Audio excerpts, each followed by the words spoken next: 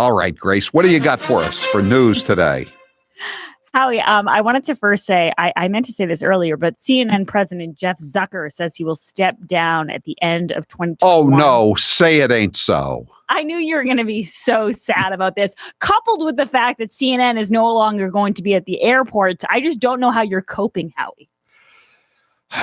What will I do? What will I do? I've moved around my seat at an airport. I don't know about you, Grace. When I plop down somewhere, got a nice seat. There's, I can put my bag in the seat next to me because there aren't many people there. And then I look up and I see, Humpty Dumpty or Don Lemon or someone is screaming something, and I pack up and move on. I know, and it's always in the wherever I get my snacks and stuff. If I'm getting a bottle of water. And I've audibly said, like, ugh, are you kidding me? And I've wanted to ask them to change it, but I know they can't. And someone described it as we've all been hostages of their TV programming for the last 30 years, but it's coming to an end. What about CNN emergency room? Is that going to continue? I guess that's going to continue, right?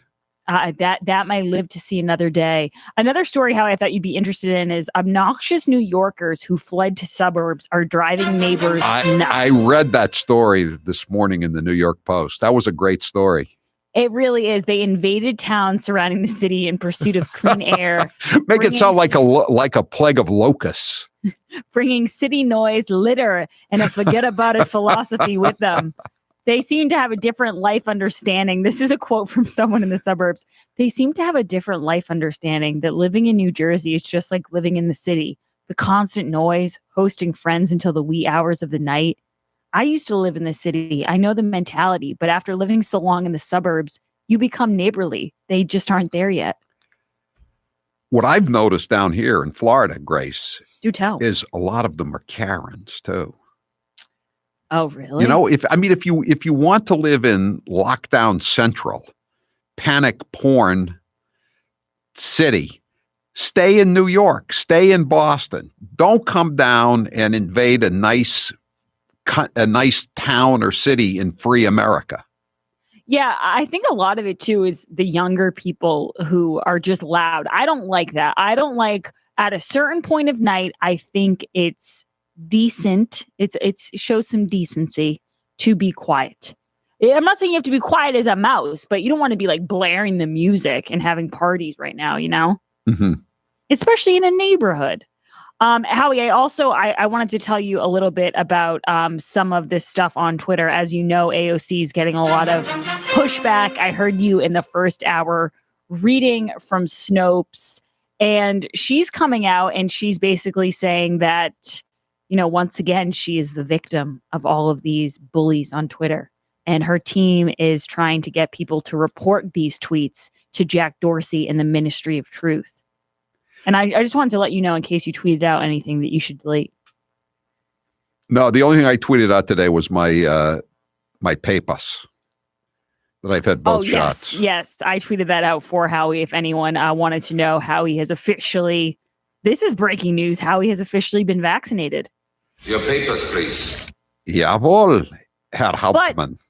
But Howie, according to Biden and a lot of Democrats, even though you are vaccinated, you should still socially distance and wear masks. It's not just a vaccine, as obviously an incredible medical breakthrough, and we want every American to have one. But even after you're vaccinated, social distancing, wearing masks are going to be essential, and we'll need to continue communicating about that through health and medical experts. What do you think about that, Howie? Shut up. Did you see Charlie Parker yesterday was blaming the problems that he said that the reason that Massachusetts is so low on the charts for administering the vaccine is because the government is giving them too many vaccines. What? That's in the paper today, Grace. Taylor didn't pull that yesterday. It was too absurd, apparently, to even pull. But the governor of Maryland, the Charlie Parker sound-alike, Larry Hogan, also a Republican, he's saying they're not getting enough vaccines. Charlie Parker's saying they're getting too many vaccines. And incidentally, did you see the Globe today? They can't blame Donald Trump anymore for the botched rollout. So you know what they're calling it now? What? Snake bit. Oh, geez. Snake bit.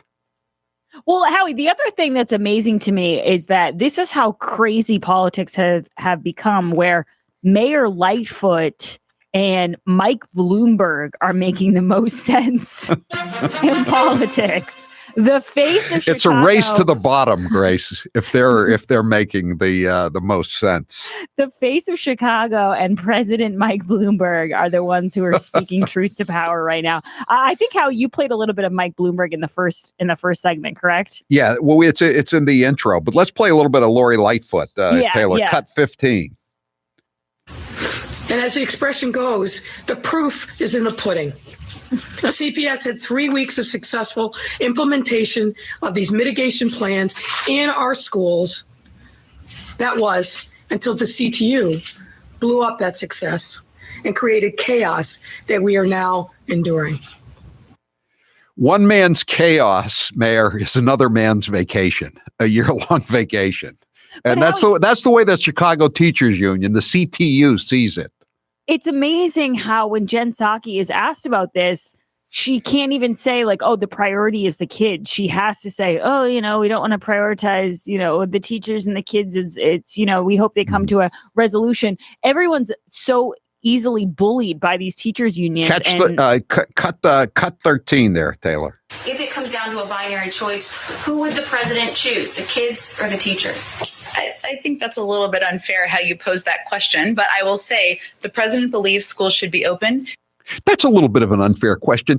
The president loves young children, but they don't pay union dues that go into Democrat candidates' coffers.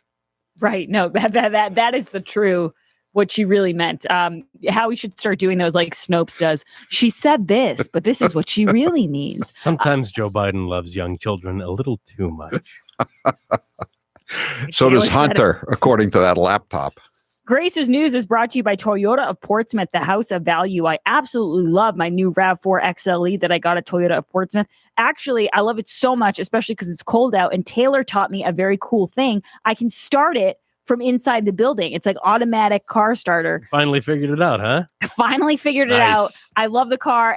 Every day I love it more because I figure out new stuff about it. If you want to check out RAV4, any Toyota of Portsmouth has a huge sparkling clean showroom and an incredible staff. They are located just south of the Portsmouth traffic circle off 95. Go to toyotaportsmouth.com or visit them at the showroom and tell them Grace sent you. They're all so nice there. You're going to love them. House managers demand Trump testify in Senate impeachment trial. Howie, I've been meaning to ask you this all week. What do you think's going to happen with this? Do you think they're overplaying their hand? I know they don't do that often, but are the Democrats pushing this a little too far? If I were on the president's legal team, I have my opening statement already prepared, Grace. Oh, here we go. Cut 34. I object, Your Honor. This trial is a travesty. It's a travesty of a mockery, of a sham, of a mockery, of a travesty, of two mockeries, of a sham. And I move for immediate dismissal, Your Honor.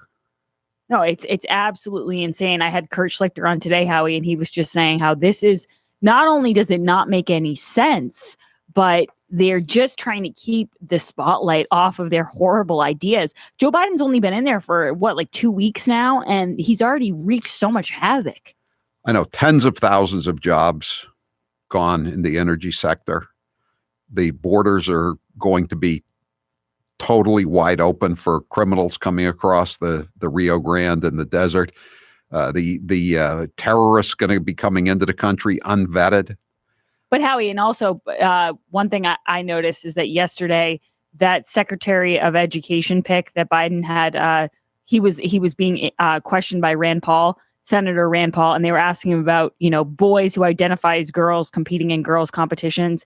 And he couldn't give a straight answer. It's really like double speak at this point. No one can answer any questions. They just dance around it for hours and hours.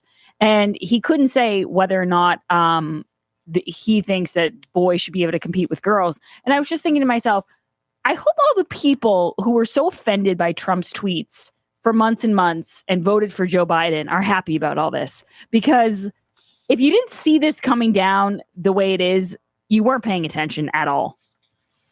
No, but they weren't paying attention. I mean, again, now you have the impeachment trial, but last year you had COVID-19.